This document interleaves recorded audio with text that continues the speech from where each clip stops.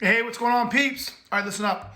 I'm going to share with you why salespeople are losing the deals they're losing, why the deals get stuck, why they can't overcome objections, why they don't close. I'm going to share with you the very reason, the number one reason that almost every problem you have when it comes to selling happens, what the root cause of that is. Because here's the deal.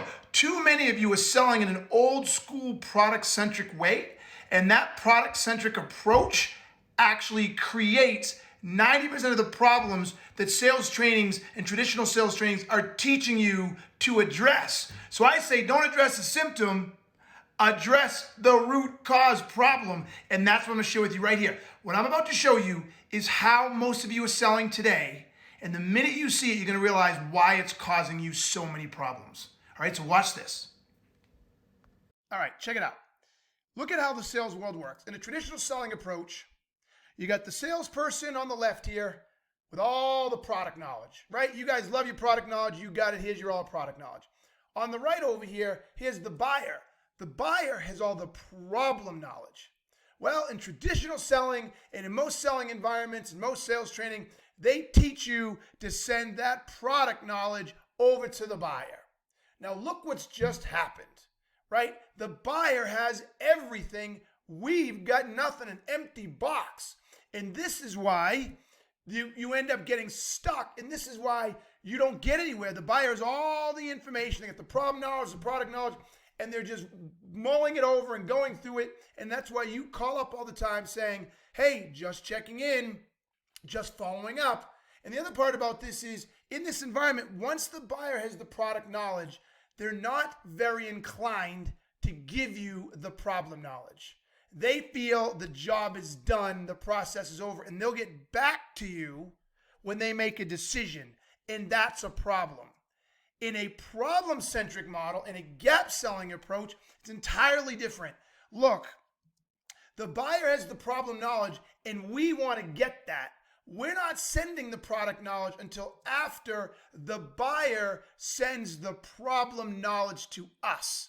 Now we're in the driver's seat. Now we have all the information, and the buyer is waiting on us to get them the information they want. They're waiting on us. The buyer doesn't know what their solutions are. They don't know what we're offering until we give it to them, and it puts us in control, right? Then what this does, it levels the playing field, and once we send all the information over to them of what we recommend, what we think the solution could be based on the problem, we're all in the same place moving forward, right? So that's how you want to think about it.